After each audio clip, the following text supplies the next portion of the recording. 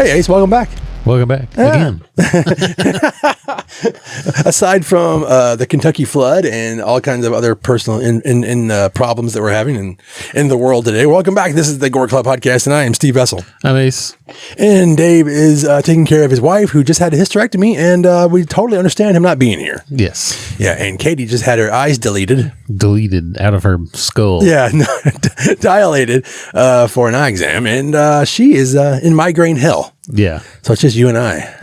The gruesome twosome. That's right. The Goofs of Gore. The gruesome. Actually, the VHS is right over there. That's a real copy, man. Midnight Video. Yeah. Oh, God. So the greatest fucking subgenre in film history. Yeah. What I would consider the scariest of the classic monsters, the werewolf. The werewolf. Werewolf. Werewolf. Yeah. Swearwolf. The fucking werewolf movie. Why is this so hard to get right? This whole episode is about us. Okay, first off, let me say, we love independent movies. We love low budget movies. We love trash.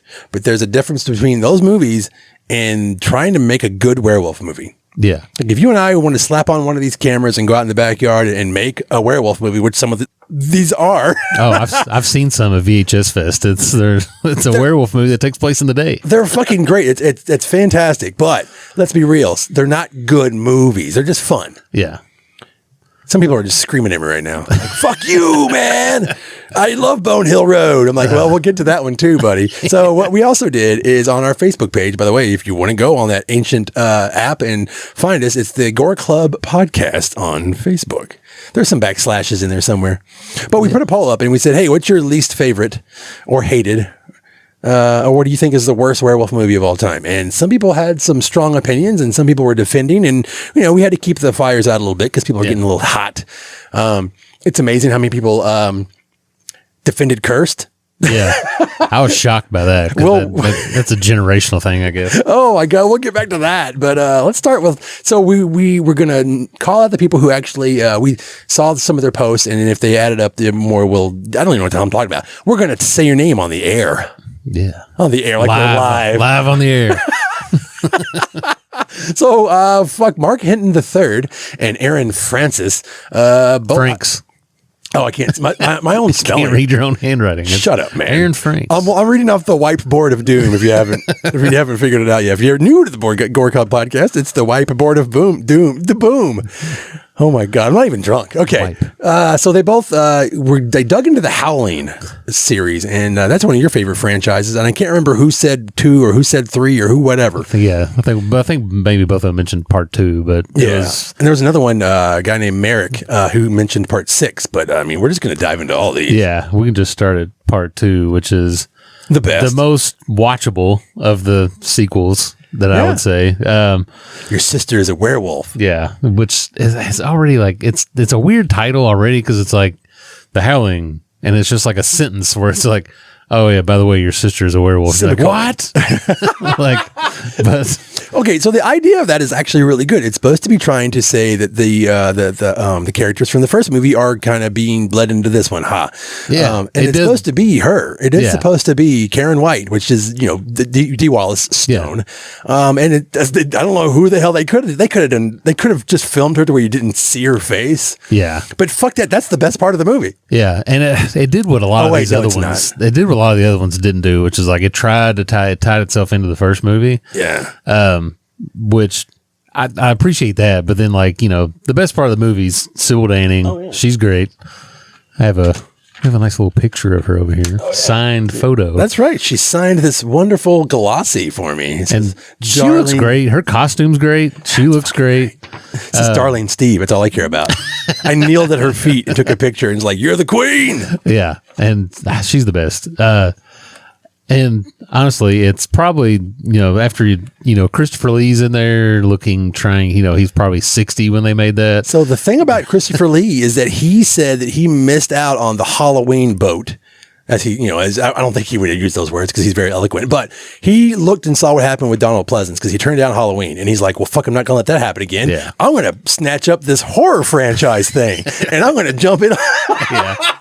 Oh no! Yeah, the first clue should have not have been to do. They asked him to do this movie, and he should be like, "Oh, where are you going to film it at?" And they were like, "Somewhere in Eastern Europe." And they were like, "Okay, well, we're probably going to move on to the next thing." Oh God! And it has Ferdy Mayne in it. If people don't know who Ferdy Mayne was, he's most notable for I guess genre fans is the Frightmare. And he's the main vampire in the Polanski vampire movie. Fearless Vampire Killers. Yeah, I love that movie. I hate him, but I love that fucking movie. Yeah, it was pretty good. Yeah, but I mean, he's like has a bit part. Yeah, he's the one who's like in a net and he's saying, "Don't hurt me." Wow, this is Ferdy Mayne you have on the ground in a net with some fangs. Okay. But I'm trying to, but it's definitely out of all of them, it's the most watchable one. Super horny credit sequence, just gratuitous nudity of Sybil Danning, not by her choice. She's like, I agreed to do one nude scene, and then you just replayed it on a loop with that really cool song over it by Babel. Yeah, the pale, pale night. Yeah, pale, pale light. Oh, sick.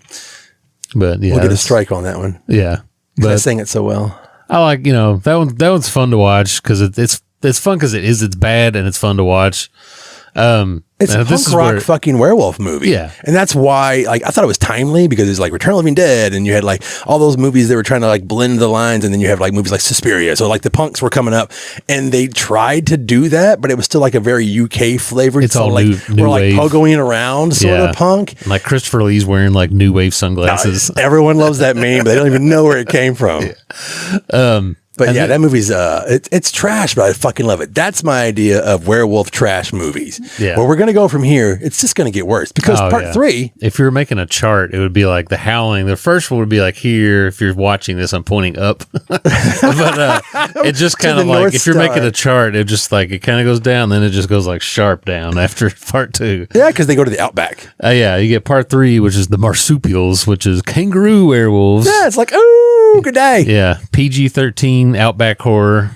It's PG-13 fucked me up. I cannot believe this is a PG-13 I didn't realize that either because it's pretty the whole birth scene and the little werewolf comes out of the pouch and it's because they're marsupials. Yeah, I was gonna say and the American version they would be possums. Right, they'd be hanging from a tree by their tail. Werewolf.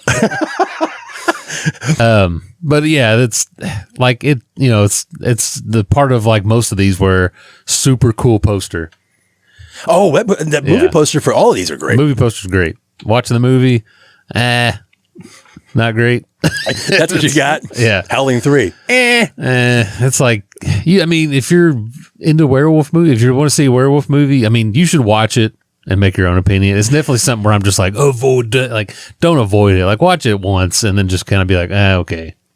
But you should Vinegar Syndrome should put out a fucking Blu-ray in 4K so you can see the cardboard werewolf with the flocked hair on it.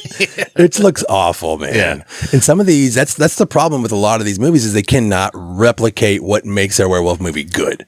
Yeah, and I think it's a fucking werewolf. In case you forgot. Yeah, I think the biggest problem I think is that, especially in the 80s when they're trying to do all practical effects, is that studios don't want to shell out a bunch of money for a werewolf movie that they're it's not going to be Star Wars. It's going to make a little money, but they're not going to shell out a bunch of money for a good costume and stuff. So they just do what they can with what they got. Yeah, there's a difference between an 18-year-old me and an 18-year-old Rob Bottin. Yeah, from The Howling, who's going to sculpt and shit, and who learned from a master. Yeah, and then Steve comes along and is I can do that. Oh, we had that at home, as Ace would say. Yeah. So then after this starts getting real bad because then you get part 4, which is the original Nightmare. This one's closer to the book. I had to bring it down from the castle upstairs. This is the original book. This is an interesting cover that it's pretty bad.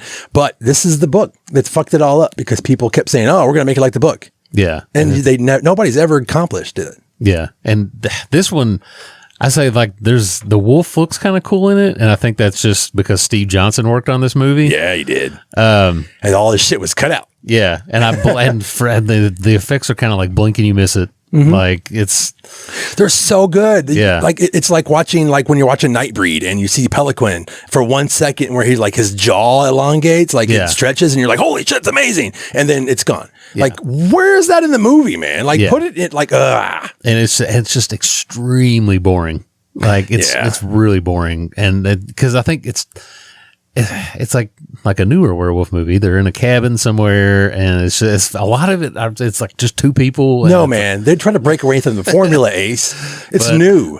This is the castle one, correct? Yeah. Oh my god. No, that's part 4. That's 5. Five? The 4 is they're in a cabin. Then you get to 5, which is Rebirth. That's it. Which is the one in the castle. Which is the one I rented this as a kid. Purely based on that box. I even like this werewolf, by the way. Yeah, the VHS cover of this with that werewolf on the front of it is terrifying. Actually, I think it's behind you on that wall of VHS. It is. I can see it. It's next to the Howling top left. Don't grab it. Just look. I was going to grab it. Go ahead if you want to. See it far left? See the Howling? It's right next to it. Yeah.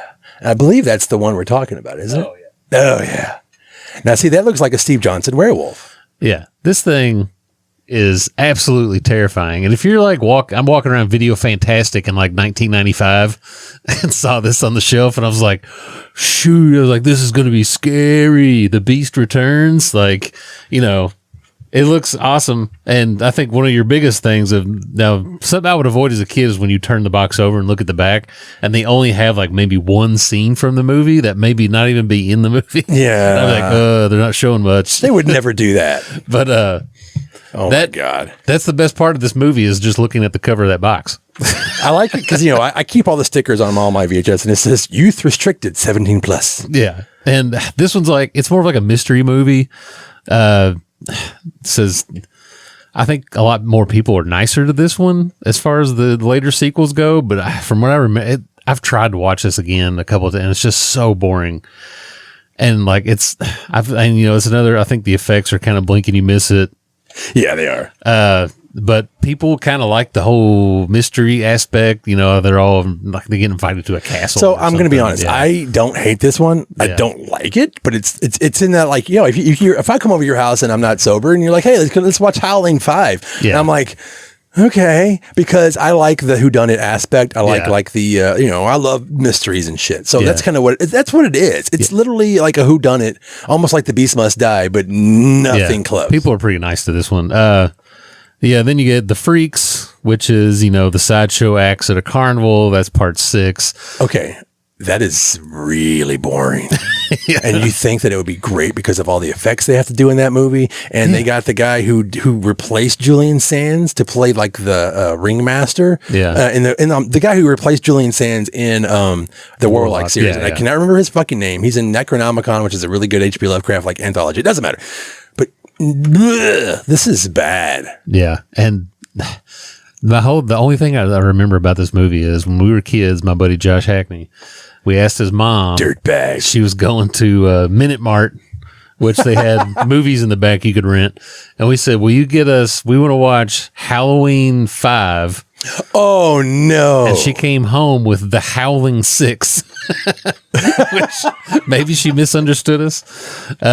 Anyways, this is how I originally came to watch this. And even at 12 years old, I didn't even think it was good enough to finish. The Howling 6, The Howling 5. This is a fantastic franchise. I never even saw the other ones. Like they did a reboot. Yeah, part 7 is New Moon Rising, which came out around that time where it's like teenagers, sexy werewolves. Yeah, they're trying to literally bring in like the Twilight people by using the term New Moon. I take that back. Part 7, New Moon Rising, is not that one. There's 8. That's part 8. God, there's so many of these. Part 7, The New Moon Rising, it uses clips from the other movies and takes place in a ranch. And it kind of makes the mistake of trying to tie together all the movies up to that point to make some stupid timeline that works out, which I don't know how they did this, but from what I read, Joe Bob, this was famous for being on Monster Vision. Oh yeah. And Joe Bob showed it, and like for some reason it was really popular. So like Joe Bob did some segment where he I guess he went back and visited Pioneer Town where they filmed it, which is an old ranch where they filmed westerns and stuff back in the day. Then when I was at work the other day, I was on Google Maps and looked up the Pioneer Town place. And if you go there and go through the pictures on Google, they have an entire like movie poster of Howling 7 hanging up there. Oh no. From where they filmed it there. Oh, people are proud. That's great. I'm glad that you're proud of this piece of crap. Yeah. And then part 8 is Part 8 is Reborn, which came out in 2011, which is, a reboot that's ripping off popular tropes of that time in 2011. Which I never even watched this. I just assumed it was sexy teenage vampires. Okay, so that says a lot about like why we don't remember what movie came from what part, what sequel, whatever. Because if the franchise was halfway decent, I could probably tell you everything about like all the oh my god, this is one part, this is one scene, this is one director, this is one actress. But this franchise is such a fucking mess that I don't care. Yeah, that says a lot because I love this shit. Oh yeah, it's up there with like just any like it's almost like Hellraiser. Like once you get past like part 4, and you're like, God, what is going on? And we're like, there's some redeemable parts in some of those sequels. I love Lance Henriksen. Like, there's some things, but at least they understand the fucking lore. Yeah, this one is just they're all over the place. And then after, once you get 3's in Australia, you go from like a New York City street to like part 3 you're in Australia with kangaroos. Like, I would rather see Mad Max versus the werewolves than this. It was basically it was there we went to space in part 3 almost. Like yeah. But yeah, that's the Howling series in a nutshell. I just saved you hours of time. Ace hates it.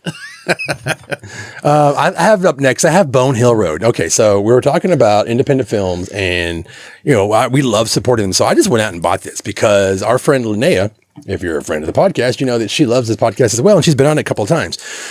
Thank you, by the way, because we don't deserve it. But this movie has her in it, and she's the best part. Yeah, so my notes are pretty much like this. It's like, so the director, Todd Sheets, I mean, he is a film lover, and I appreciate that's why I gave this movie like multiple watches. I've even screened this movie for audiences. Yeah. And it's like, if you mix Cujo, Night of the Living Dead, and Day of the Dead, I sort of got even a character even uses like, Chew got him!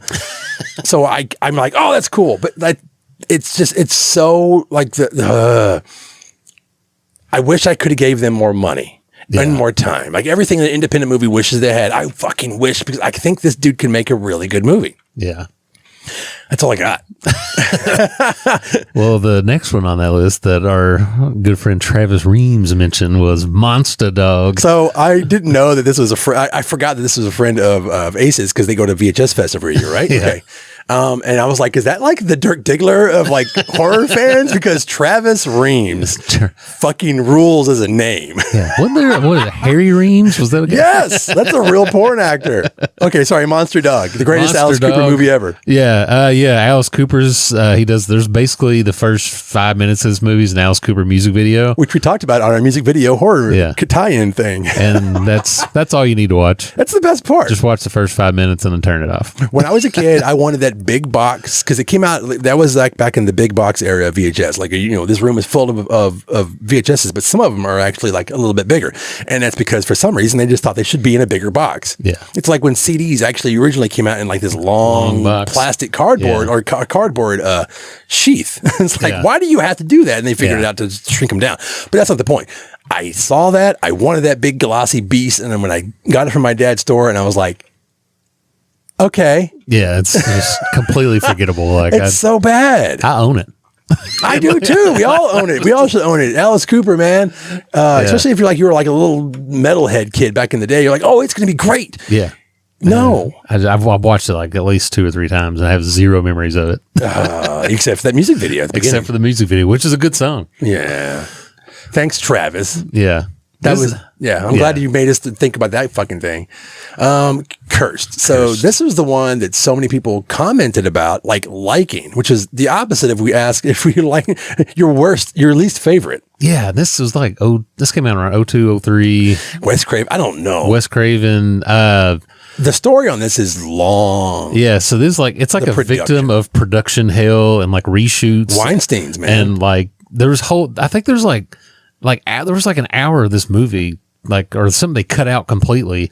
And there was actors that filmed tons of scenes and just got replaced. Yeah. Skeet Ulrich was actually in this movie. Yeah. Nobody knows that shit. And it's wild to hear somewhere there may have been a good movie in here somewhere, but then it just got all chopped up, and they were like, "Hey, you need to make this PG-13."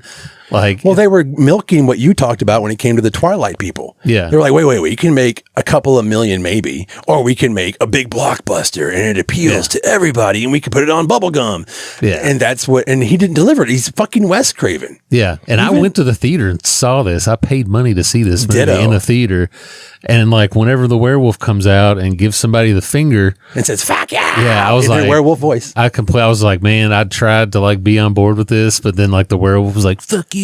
Like, and I was just like, this is terrible. Like, yeah. I don't like this. And that whole scene is hilarious because they're making her mad, which by it's a female werewolf.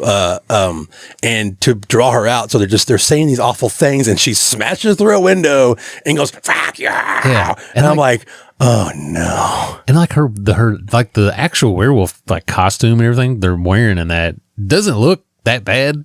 That's the second one. That's the K&B. And it actually doesn't look that bad. And like some of the effects, but it's just like I don't know. It's like there's digital werewolves in there. They're just trying too hard. You can tell when Christina Ricci is wearing a wig because they had to come back for reshoots because they got hair's all different colors and lengths. Yeah. Oh, it's great. Yeah. It's a nightmare. This is a fun movie to watch for bad movie night. Yeah. I guess I was technically a teenager when I saw this, but I was probably like 18. Yeah, but you were already an elitist. I was already, fucking I was already like, snob. Actually, this movie, I was 12 or 13 when this next movie we're going to talk about came out, which I always had fond memories of until I watched it as an adult and was like, this is a horrible piece of shit, which is American Werewolf in Paris. In Paris, man. And I always thought, for years, I watched it as a kid, and for years I was just like, yeah, that movie's fun. And I watched it as an adult and I was like, holy shit, this is awful. And it's just like, you get a group of the ugliest American stereotype dude bros to ever be in a movie. Oh, yeah. And it's not even like in a funny way. They're just being like disgusting. Like, we're just going to commit sex crimes in Europe.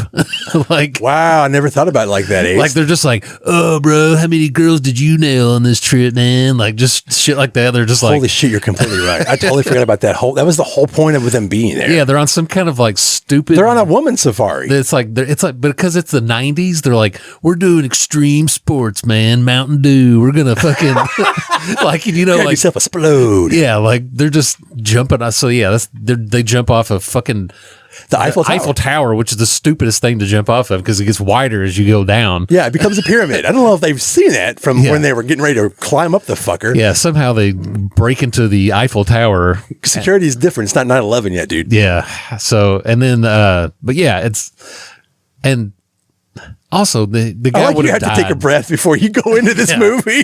Go ahead. The guy jumps off the Eiffel. This whole premise start of the movie. He jumps off the Eiffel Tower and sees this other girl also jumping off the Eiffel Tower who also broke in. 200 people broke into the Eiffel Tower in the same night. Is that Julie Deepley? Is that her name? Julie, yeah, an actual like actress who does films. Films, and she's like in this stupid movie.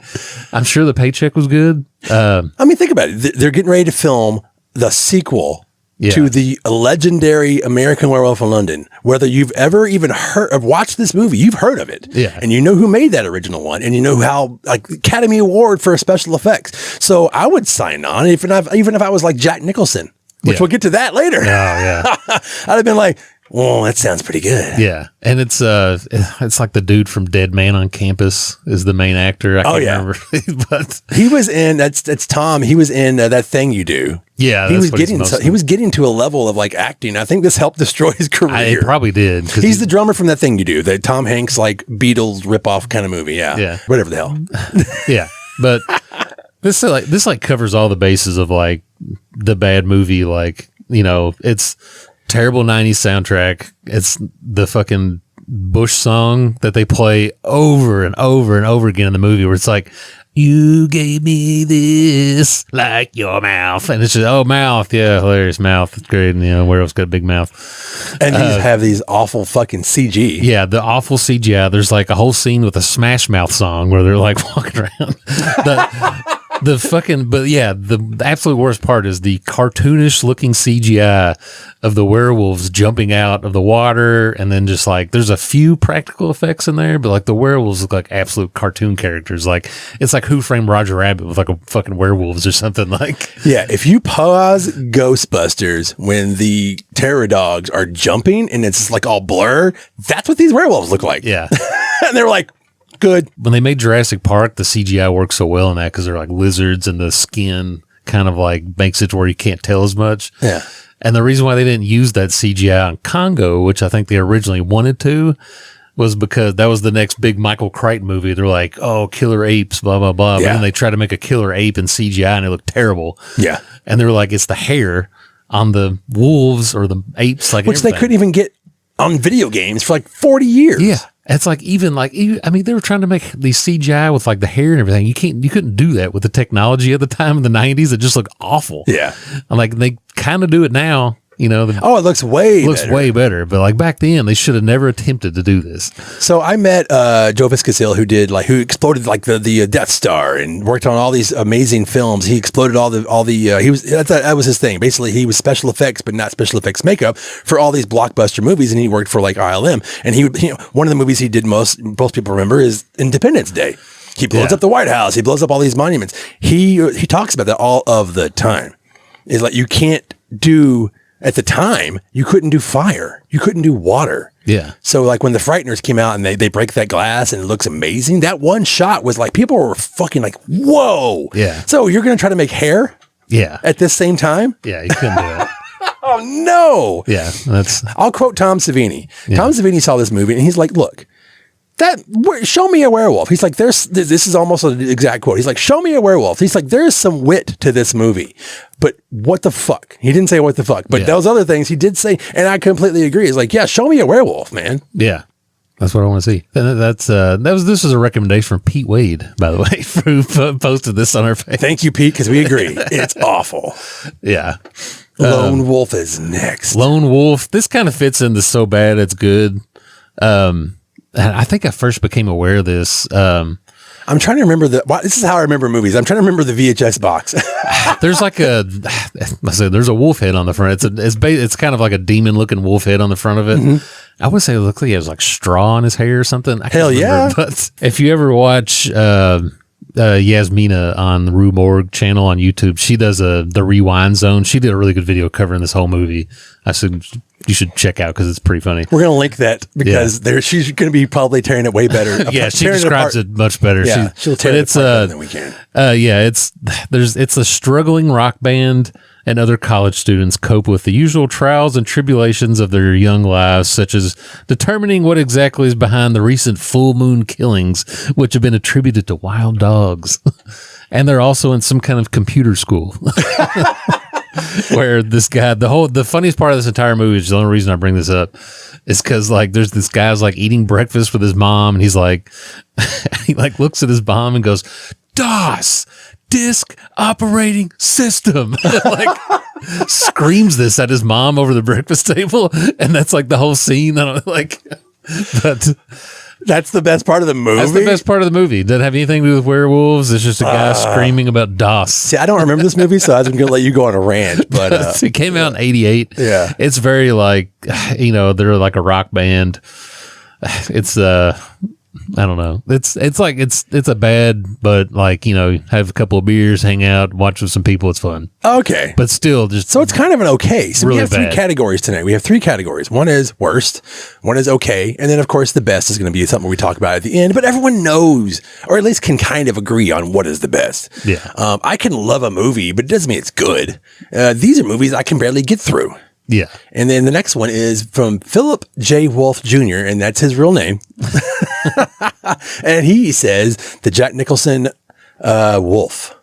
Now, I don't necessarily agree. I don't think it's that bad.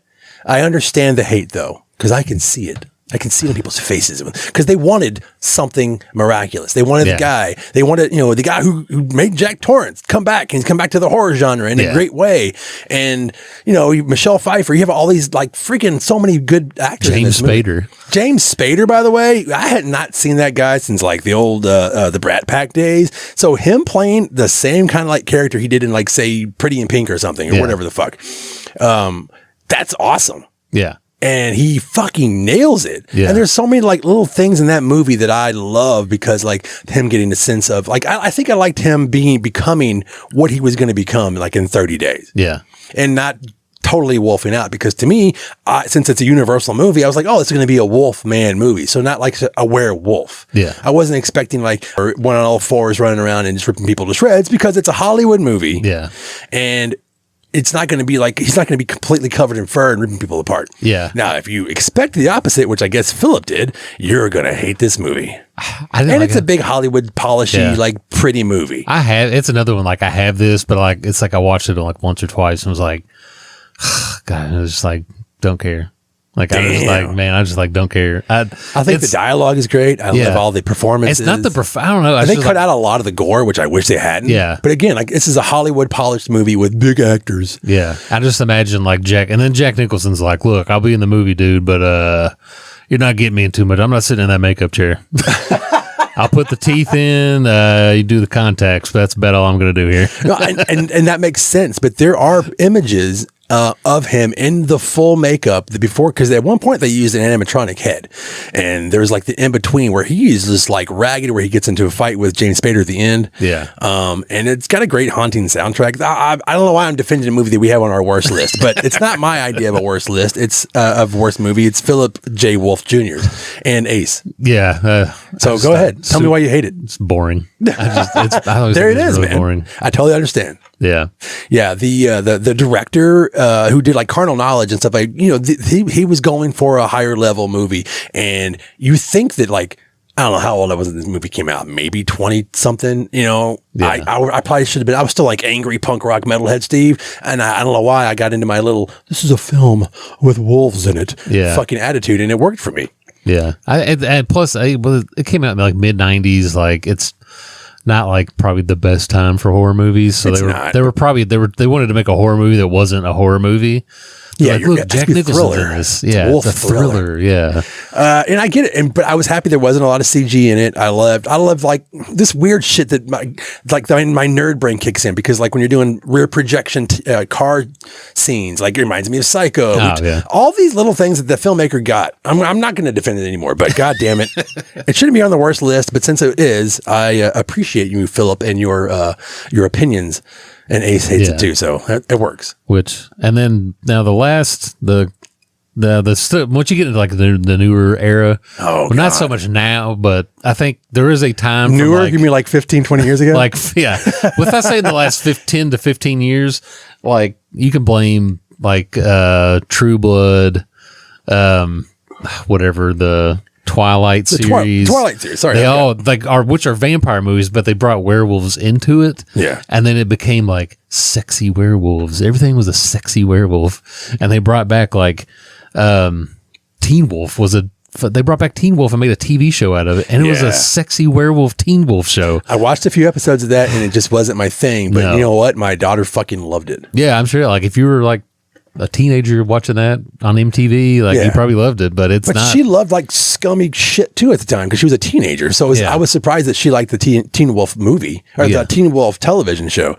But I know. But you have True Blood. You mentioned True Blood. Now, True Blood to me is actually not that bad. I like the first two seasons, but it's. But by the time they bring in the werewolves, and it's not a werewolf television show. It's not. It's monsters. Yeah, it's, vampires, and then somehow it turns into a whole universe of all these monsters for some reason live in South Louisiana. And all the werewolves are rednecks, but the main one, he's chiseled and looks good. Yeah, he runs the bar / restaurant. And he's like he's a sexy werewolf with all of his redneck werewolf friends. And then, they kind of do that. And then also I kind of lump this in there with it too, but the whole Underworld series from like the early 2000s to the mid, I didn't even realize this.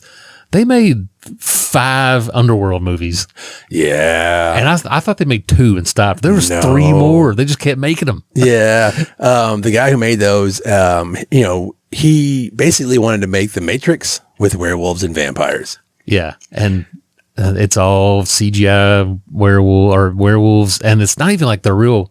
I guess they got around it because the werewolves, they kind of look like wolves, but they don't have a lot of hair. They're called lichens? Lichens, sorry. So Rise of the Lichens. I don't hate the first 2. They are what they are. It's Matrix meets Blade meets, whatever. But the problem is like you're saying, is CG werewolves. And, it's like bloods and lichens. There's some scenes in there. I'm like, it's cool. It's got a little, it has like that. I think it worked for me because I just came out of watching The Matrix and then this guy came along and he's like, well, I'm going to do that with underworld monsters. Haha.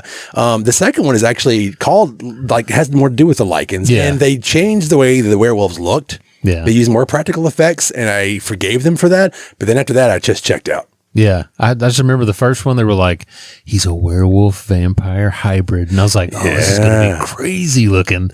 And then you see it and it's all like, it's cool. Yeah. He's the color of this Mrs. Voorhees sweater next to me. And I'm shitting all over, people love these Underworld movies, and I just it's just an action movie. Yeah. It's just an action movie. Don't worry, if you want to hate on Ace, I'll send you his email. Yeah, you can say that. If you think the Resident Evil series is good, that kind of lump that in with that same. That's a really good way to compare it. It's kind of that those two franchises are kind of like running side by side. Yeah, and obviously people watch them because they made 5 of them, and they keep making them, and I'm just over here like nobody likes these movies.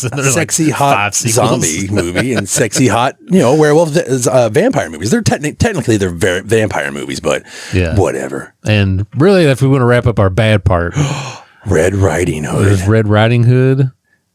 Go ahead. Oh, and the newest Wolfman from 2025. Oh, we got to go on that one. But Red Riding Hood, a lot of people did not see that. It's I cannot remember her fucking name. I'm awful. I should have looked it up. The girl who tried to create the word fetch in Mean Girls.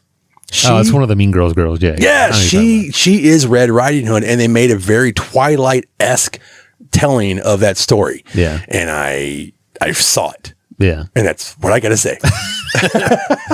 Well, I saw the Wolfman from 2025. I tried to I warned you. I didn't try. I did. I warned you. I was like, okay, the guy that directed it did that Invisible Man movie that I haven't seen the whole thing, but I've seen bits of people, the part where they're sitting at the diner, they're sitting there at the restaurant eating, and he cuts that dude's throat. I was like, oh man, that looks good. I'm gonna check that out. That was interesting take on the Invisible Man. So he did that, and then he also did this Wolfman movie because he's trying to do all the Universal movies. This was fucking terrible. It's so dark, you can't see anything in the movie, and I imagine they do it to cover up the horrible CGI, which I don't even know where the CGI is because the guy's barely a wolf. So he's definitely more man than wolf. I'm telling you, I wanted to like this a lot. Yeah. I made myself. I'm like, okay, I did that whole hype yourself up. You're like, well, it's this, and it's going to do this, and they're going to do that, and they're going to be different. It's going to be fine. Remember when we talked about it last summer, and Dave was like, well, does he have mange? Yeah. Because they were just releasing these, we thought, halfway transformed werewolf monsters. Oh, yeah. No, that's the fucking final thing, and I'm sure by now everyone has seen these movies. Yeah. This movie. It's on Peacock. You can just watch. Don't. Take our word for it. It's super dark, and it's all generational trauma, and it's which is fine. And it's okay, yeah, your dad made you go hunting with him when he was a kid. You didn't like it. So it's but they just they introduce characters, and you're like, oh, is this guy going to be part of the movie for long? And it's just he kind of gets dragged off, and you never see him again. And the werewolf, the wolf man that they showed at all of those, when they were doing the Universal Monster Horror Nights, that werewolf, that wolf man is barely in the movie. He's at the very beginning of the movie. He gets hit by the truck, and that's the last time you see the one that they've been showing around the country, and all the stills that everyone's seen. And then the one that he becomes looks fucking worse. Yeah, it's terrible, and everyone makes awful decisions constantly. Somebody left a review. One of the top reviews on if you get on Letterboxd, one of the top reviews on there was, "I have more hair in my pussy than this werewolf does." And a lot of the reviews at the end of it too, I get in the credits that come up at the end of that movie, for whatever reason. As it ends, it's so blaringly obvious, but it's whoever producer, director, somebody, but a big giant L comes up because I guess they're going to spell out whatever, but a big L comes up. I don't know. For some reason, a giant L comes up at the end on the end credits at the very beginning, and everybody's review of the movie is like, a big L at the end of this movie is because very fitting for just fucking loser. Like, it is just, it's, I don't like it. I don't know the kind of person who would like it. I guess if you don't like horror movies. If you don't like horror films or you're looking for something different, I guess.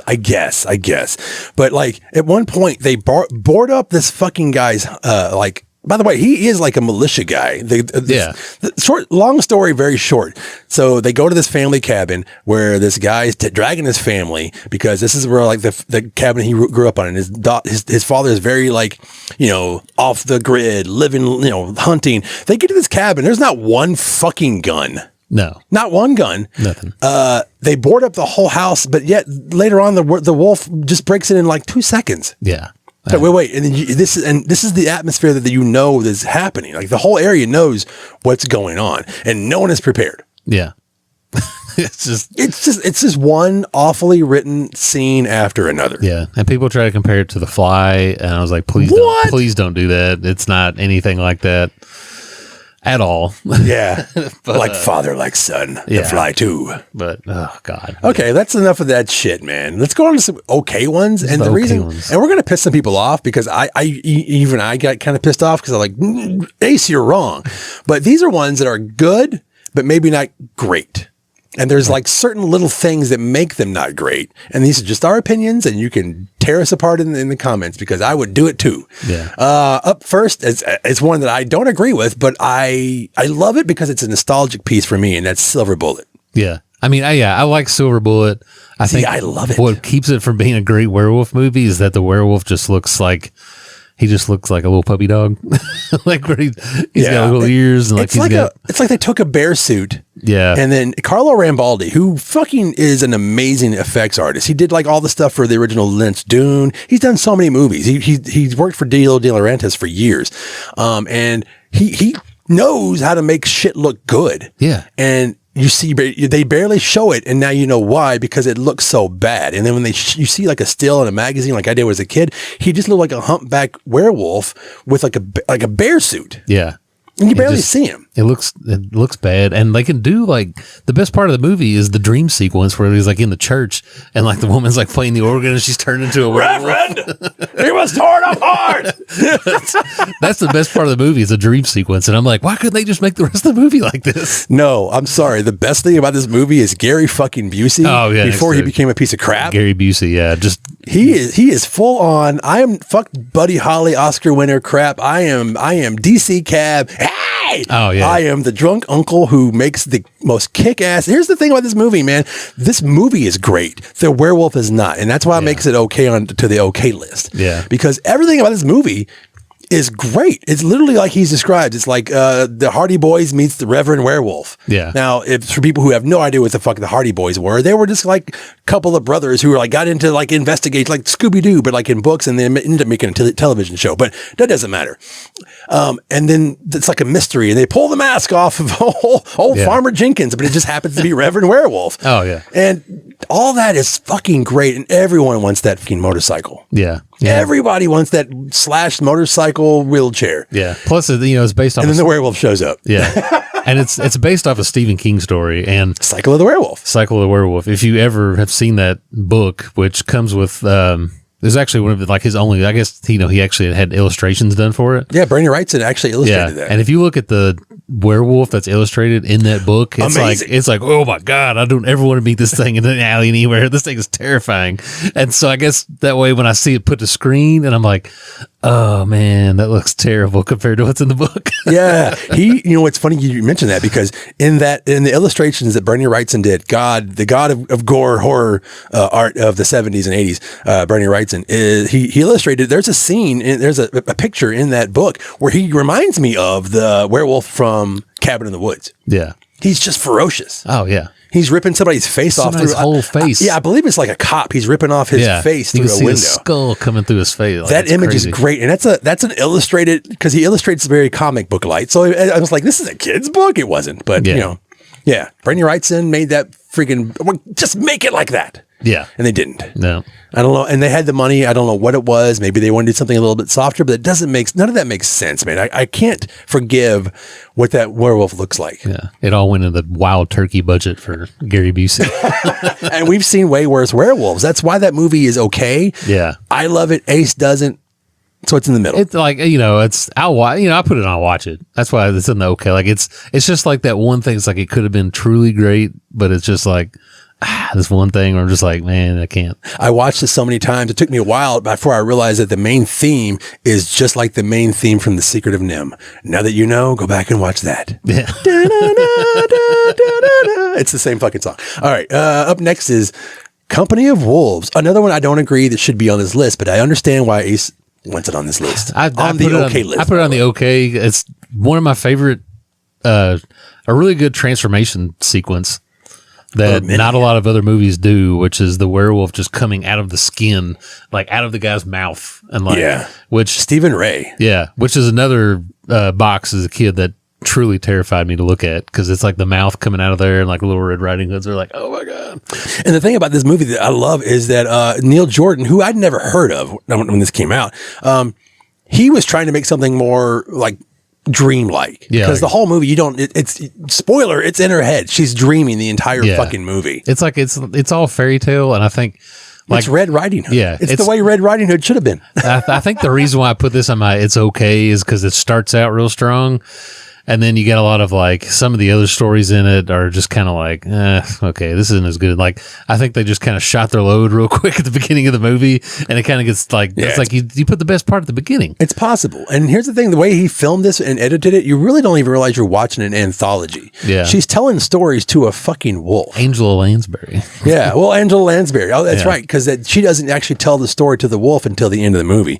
But you're right. Angela Lansbury is is grandma, who looks just like the classic grandma from the Red Riding Hood. Yeah. And they tell the stories. I love the lore. I love the way it looks. It looks like as if like Ridley Scott's Legend. Yeah, it's made a werewolf movie. It's got a filter on there, it's that just like gorgeous, soft man. filter, everything. But the stage, everything that they built up to make this forest and all that, it's fucking great, man. I'm sorry, go to hell. But yeah, I don't know. There's some part, I think towards the end, like the wolves like jumps through the window. Yeah. And I'm like, oh, it's just like a big dog. Yeah, no. That's not a wolf. It's true, but I get it. And it has an unforgettable, actually, it's funny. The VHS is right there. Has an unforgettable cover. It's red. You can't miss it. Yeah. This cover too. Yeah. Which absolutely terrifying. Yeah, it is. Like, scared me to death as a kid. I was like, I don't know if I can watch this. Might be too scary. And honestly, when I say that, you turn this thing over and it's like the dude where his like face is like falling off and is like, he's got a skeleton hand holding it up. And you're like, man, this movie's going to be like the goriest thing I've ever seen in my life. And then like, you watch and you're like, oh, it's like little grandma telling a story at the beginning here. What's this? I get it, man. I understand. But here's the thing about this cover, and it's not like most movies. This pays off. Yeah. This is why you rented the VHS. It actually happens in the movie. In the movie. Because there's so many movies that could have had that cover and it never would have fucking happened in it. Oh, yeah. You watch this, that actually happens in the movie. Yeah. And that's and this is the first movie that I can remember where the werewolves they're hairy on the inside, as she says. Yeah. Where they have to rip off their skin to be who they are. And they kind of, a lot of people don't talk about it, but that's what they used for the trick or treat whenever the werewolves come out in that movie. Yeah. The one with Anna Paquin. Trick or treat. Yeah, it's the same thing where they're hairy on the inside. But another one we don't necessarily agree on, but Company of Wolves. Okay, fine. But then, Bad Moon, which is a 90s werewolf movie. This movie starts out real strong. Like, you're like, oh man, they're like in the jungle somewhere. Like, there's like sex scene right up front. You're just like, oh man, this is going to be just pure. That's like trash.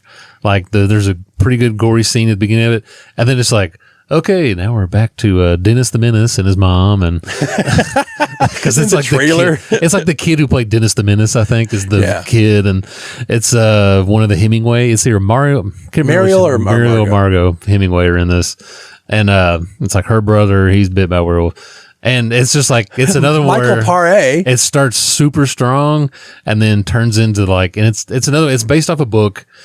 And if you read the book is based, you're reading the book from the perspective of the family dog. What? Yeah. Okay. Because that in the movie This sounds familiar. I think you've talked about this before. I think, yeah. Okay, go ahead. And if you watch the movie, they do have that family dog aspect where it's kind of like protecting the family and stuff. But it kind of turns into just like this family movie where I'm not really looking for that. I don't know. Yeah, this should have been like an afternoon special kind of like horror movie. Because you're watching it and you're like, oh man, they're in the jungle. There's going to be like, just, I don't know, you start out strong, like, and then, I don't know, it's like the jungle aspect, you think it's going to be some kind of crazy, like, Predator type kind of movie where it's just like tearing people up, and then it's like, nope, cut to somewhere, looks like they're in like Oregon, and yeah. So they have a house, and I think they have like a little mobile home park, or like a mobile home park, a little like a trailer that he lives in, right? Yeah. Well, so because he comes back to visit, he's been hurt, and Michael Paré, or I think I'm saying his name completely incorrectly, but he's from like at the time he did Streets of Fire and what's the fucking Eddie and the Cruisers movies. Yeah. So I hadn't seen this guy in forever, and then he shows up in the movie, in a werewolf movie. I'm like, well, this is going to be great. Yeah. But you made a good point. I think when it comes to this genre, all we really need is a werewolf slasher movie. Yeah. For the most part. I don't mean I'm against a full, nice, beautiful story like, Company of Wolves, Ace, but I think that's all you have to really do. Yeah, really. I just want to know, like, all I really want is like a werewolf slasher movie with maybe the aspect of we don't know who the werewolf is. We'll get to that movie later. And then, I mean, that's all you got to do. Keep making that over and over again. Yeah. That's pretty simple. Also, your werewolf has to look like a fucking monster. Or if you're going to go dog route, you're talking wolfen. Yeah. And that's later on. But I'm just saying, so yeah, up next, you've got like a movie that actually has a good monster, and that's Project Metal Beast. Yeah. Which this is another kind of like, grab a few beers, hang out. We're going to watch Project Metal Beast tonight. We're going to watch Jason Voorhees as a monster. Yeah. Because this is Kane Hodder as the Beast. Yeah.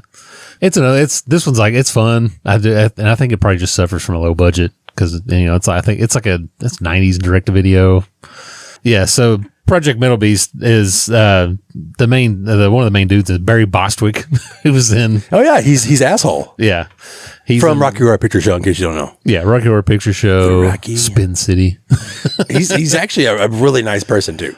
But yeah, just as far as like just the rundown, the basic thing, it's like in 1974, an unhinged CIA agent injects himself with the werewolf blood he found. He just found it. Yeah, he just found some werewolf blood sticking in your body. After a killing spree, his body is put in suspended animation, then thawed out 20 years later by his crazy boss and a team of unsuspecting doctors. Yeah, so you thaw out Kane Hodder. What could go wrong? That's never going to happen again. Yeah, and this was fun. It's kind of like they wanted a super soldier type thing, which is on the box. It's like they wanted a soldier as hard as steel. They created a creature that could not be destroyed. Like it all has those kind of feel where you're like, yeah, you're gonna watch this. It's probably not gonna be great, but it's at least like fun. Yeah, and it has like some of the gore in it you want. Very Roger Corman-esque. Yeah, and that's why it's kind of like. It's on okay. It's okay. I wouldn't say like it's a top tier, like it's a fun movie. romp. It's fun. Yeah. Watch it with some friends. And then we have Wolfman, the remake with Benicio del Toro and, I don't know, Academy Award winner. Yeah. I never watched this one. Oh, no shit. Because I was just like, it goes with the whole thing. Well, Anthony Hopkins as well. Yeah, I thought you were going to chime right in. He's like, I ain't seen it. Wow. No shit. Yeah. Okay. I never watched it because I don't like the classic, like old timey 40s and 50s werewolf movies just because it's so, I don't know, like they're just so old timey. I don't know, like it's like a period piece. Okay. I understand that because there's a thing about like, it's like a generational thing sometimes too. I grew up in, I was born in the 70s, grew up through that. But so a lot of the movies I watched as a kid were the black and white movies that came on Friday nights. Yeah. So I get that, but because I love that shit, I understand it. But I know people I have met now who are in their 20s. Yeah. When we do events and they're like, yeah, I don't really watch old movies like Alien. I'm like, what the fuck? Yeah, that's crazy. But to them, that's like 2 lifetimes ago. Yeah. And it does something like weirdly to our body, like our chemical. I can feel weird when I'm like, yeah, I like Paul Naschy werewolf movies, which we're going to talk about him in a little bit. But there's something about him that I just don't really care for. Yeah. Say you don't like a Hammer film or whatever. So this movie, I enjoyed it. And then when I saw the uncut version, I was like, whoa, why didn't they just leave all of this extreme gore? Like, there's some really, for a Hollywood movie that was released to the theaters, this is way before Terrifier was acceptable. He fucking mauls these people in many scenes. And there's even throwbacks to An American Werewolf in London in this scene. Benicio, when he turns into the Wolfman, he looks very much like the Curse of the Werewolf from the Hammer films.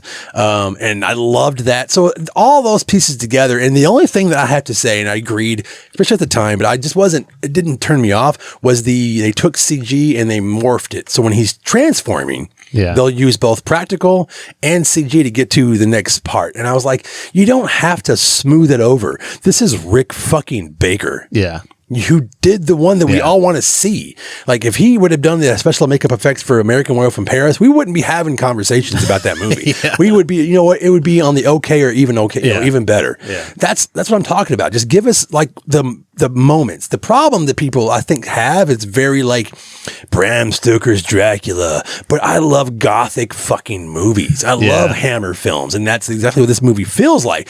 Anthony Hopkins at the end, spoiler, he's the original werewolf who fucking killed his mother. He's got to a point in his life where he doesn't want to be chained up because Benicio finds like this tomb in the cemetery where his like mother is buried. Well, guess what? Anthony Hopkins is the one that murdered his fucking mom, his wife, traumatized his entire life. And he's tired of being chained up. So he has gone on a rabid, he's just like, fuck it. I turn into the werewolf and I do whatever the fuck I want. Takes a whole movie to get to this point. And at the end is this incredible showdown that if you watch the cut version, it's okay. You watch the uncut version, they are destroying their bodies. Like at one point, it looks like Anthony Hopkins like gets in with his teeth and pulls out a spleen and all the gore. That's what's good about this movie. Maybe I need to see the uncut version. I'm telling you, I'll let you borrow it. So I just went on a rant of why this movie's awesome, but it's in there okay because if you just watch if you went to the movies and saw this, I could totally see why you would hate it. You're like, this is not what I want. Yeah. That's all I got. Yeah. Which is a lot. Have you seen the movie Late Phases? No, I hear good things about it. It's by the same people who did like the Stake Land movies. Yeah. Has the same actor. A friend of mine, his name's Damien Thorne. Yes. That's who told me it was good. Yeah. It's a friend of ours who, I swear to God, his name is just, it's Damien Thorne. It's fucking The Omen too. But his name is his real name is Damien. I've never asked him his last name, his real last name. It doesn't matter. The fucking, he's like, I appreciate his opinion on some stuff. And he was like, man, you're going to love it. And I did like it a lot. There's some things that I don't like when it comes to freaking writing a script and people making stupid decisions. That does happen to keep the plot going. But the werewolves are cool looking. I like the acting. If you like Stake Land, you're going to like this one as well. What about Howl? That's the one where it's like wolves on a train. It's a very isolated movie. We should have talked about it in the isolation horror episode we just did, where it's like Terror Train with werewolves, but there's no costumes. Actually, it's nothing like Terror Train. They're just on the train, and there's werewolves out, and their train gets stuck in the snow or something. I can't remember the whole story, but I remember liking this movie, and it was okay. Yeah. Full Eclipse, man. Never seen it. You've never seen? Okay. I know we've discussed it before in the podcast. I guess I'm not going to go into it, but Mario Van Peebles is a cop and he's a werewolf. You had me at Mario Van Peebles. I love him, man. Except for that friggin' Indianapolis movie. Oh yeah. I forgot about that. I mean, he's New Jack City. He's fucking, was a Highlander 3 or 4? Or like, he's like a different Kurgan or whatever. Oh yeah. The Highlander always be 300 years. That's his best role. All right, let's get out of the good ones because everyone knows. Everyone knows the good ones. Teen Wolf. I'm just kidding. Yeah, I don't know. Like I'll watch it. Not a horror movie. Not a horror movie, but like that was always something. Like if it was on, I would just watch it. He's doing backflips on the bus. It's cool. It was a low budget movie. Yeah, and he did it on the weekends or whatever. He would like leave the set of the television show, which is a huge breakout role for him, and then jump on get in his car and go to the set and then film this movie. Yeah. And you could tell because he's worn out. But the movie is classic. So I'm not talking about Teen Wolf. You are an animal. Yeah. They made a fucking cartoon out of that. They made a sequel in case you didn't know. Oh, yeah. Teen Wolf 2. Oh, with T-O-O there. Yeah. The joke there, yeah. Let's see. Come on. American Werewolf in London, The Howling. Yeah, these are the best. So the best, in my opinion, if I was to name the best werewolf movies, which we probably won't agree on this, but number 1, American Werewolf in London. It's okay. Number 2, The Howling. It's okay. Number 3, Dog Soldiers. No, we agree. I mean, I you know me. I switched the 2, Howling and American Werewolf in London. I don't care. I like the low budget aesthetic of The Howling, but that movie's a game changer, and it should be. Then you have the original Wolfman up there. We've got Ginger Snaps, Werewolves Within, which actually is a new one. Yeah. I don't think you liked it that much. I don't remember much about it. I don't think Katie liked it, and she's kind of dying upstairs with a headache. But I enjoyed that. I mean, Wolf Cop. Wolf Cop's fun. Wolf Cop? Yeah. That Wolf fucking explodes. Another low budget movie that they pay off with a good werewolf and a fun story. And it's a practical effects werewolf cop. Yep. And it looks, I mean, I'm surprised it looks as good as it does. Like, and it's fun. It's like, hang out with some friends, watch Wolf Cop 2, another Wolf Cop, which is not as good, but I don't give a shit. Yeah. We got Wolfen up there. Wolfen is another take on a whole kind of different, North American version of like a skinwalker. Yeah. And that, like, this is another one, like, I've many times I've watched it, like, I always have like zero memories of it. I understand. Nothing ever sticks with me for it. I have the book, it's based on the book, The Wolfen. Mm-hmm.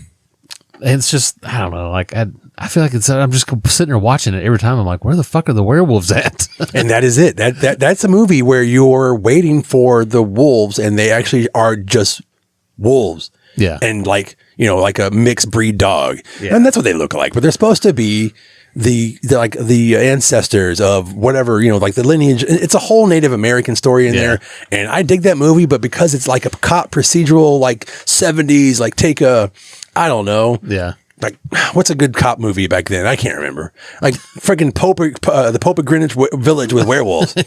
It's a good movie, but I don't know if it's a fantastic werewolf movie. Fuck, I don't know. It's on our list. We have Paul Naschy movies up there. Now, you're not a big fan. I'm not the biggest fan of Paul Naschy movies, but because I think it has to do with I did not see those until I was much older. Yeah. And by that time, it's not what I wanted. I need to go back and revisit all those. Yeah, I've seen a couple, and I was just always like they're kind of boring. I feel like that it's like there's always like the big busty lady, and it's awful. That's just terrible. Yeah, but it's it's like they're all kind of the same, but like whatever they call them. Plus, you don't nasty Naschy. Yeah. Plus, you don't.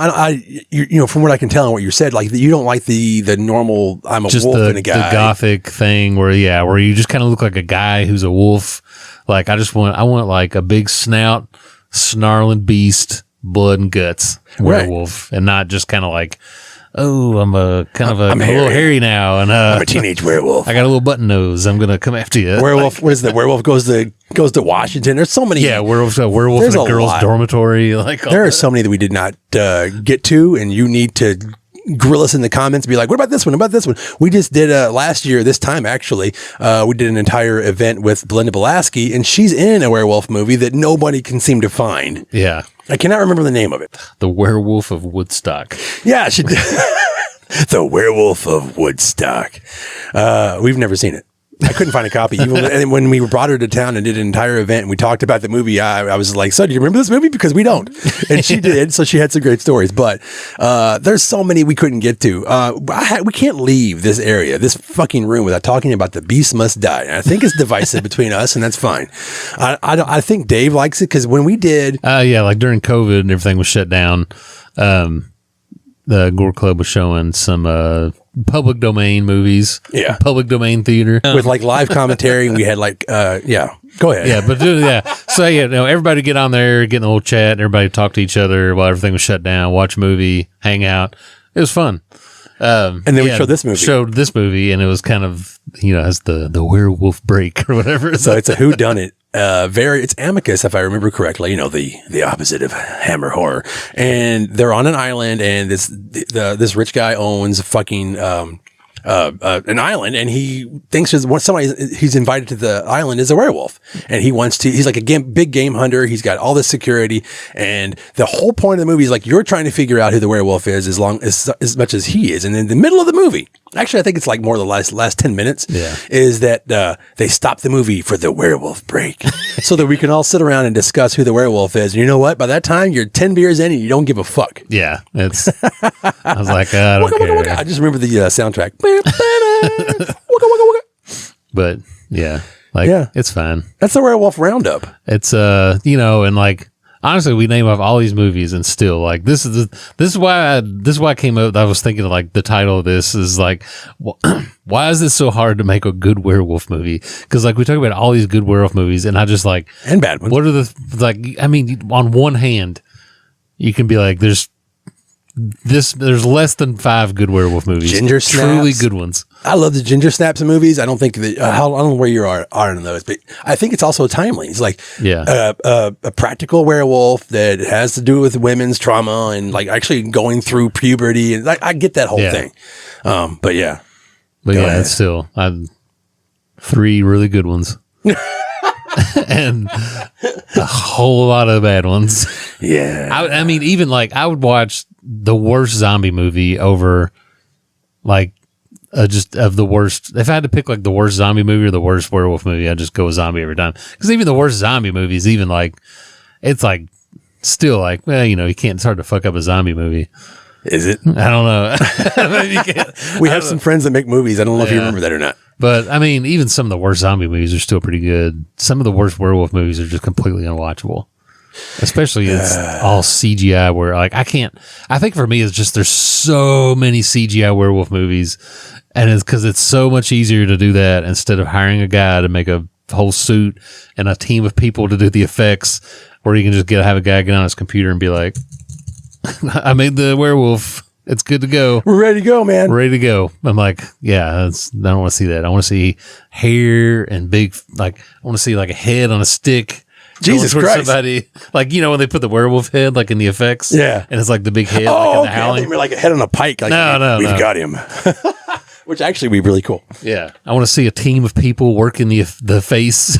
Like, in the last 20 years, we have a slew of, just not good werewolf, like Blood and Chocolate or whatever the fuck all those movies are called. Yeah. There's so many. And you go on Tubi and just type in werewolf or Wolfman, and they just pull up. And I've watched a lot of those because, like I said, I love watching independent movies, low budget movies. I love that shit. But some of them are just hard to get through.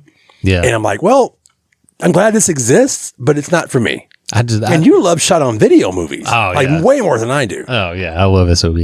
But some of them are just really bad. I think the biggest problem is that so many people will be like, will recommend a werewolf movie to you, and then you watch it, and you're like, this wasn't good.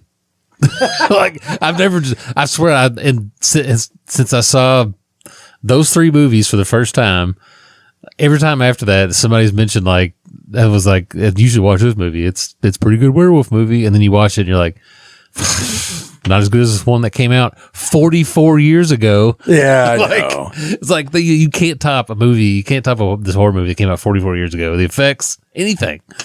And I think that's what hurts these movies is because you have to come up with a convincing monster. Yeah. So like say like the newest Wolfman, if they had a convincing monster, I would have given it a little bit more. Yeah. But it's the worst looking fucking Wolfman. Yeah. He's got a little hair and he's got an underbite, and that's pretty much it. How do you fuck this up, man? You let Tom Cruise take over the Mummy, and you saw what happened. So you're just gonna be like, hey, Lee Winnell, and I like Lee Winnell. I think he can make some good movies. Yeah. He came from this. He spawned from the Saw movies. That's his baby. And then like, what the fuck, man? I think it had to just been the budget. Like, there's so few people in that movie. Like, there's like maybe 5 people tops in the entire movie. And that's fine. But you don't need to reinvent the wheel when you're making a werewolf movie on wheels. I mean, yeah. Werewolf on Wheels. Yeah. There's like 5. There's so many we haven't talked about. Werewolves on Wheels. Another good one.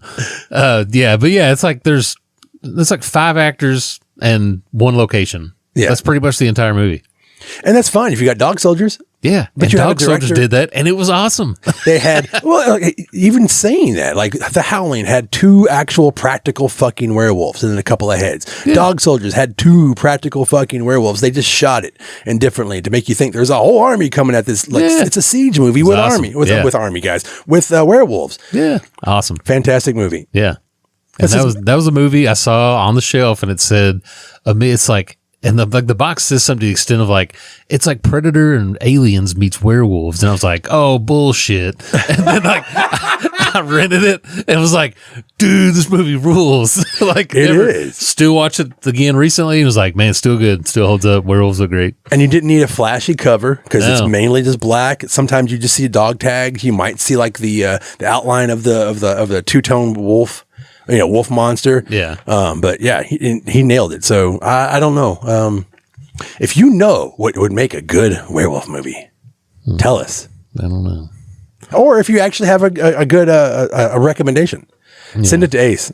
Well, since we don't have Dave's question of the night, we're going to do your. What would you call it? I have a final thought about the whole werewolf mythos. Ace's final thought. Let's say, the werewolf mythos has been around for ages, and it's still very relative to this day.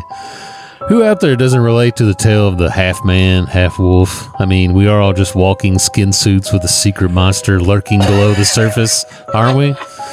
So the next time you feel the need to lash out at that Starbucks barista who spelled your name wrong, you should stop and think, who's the real monster?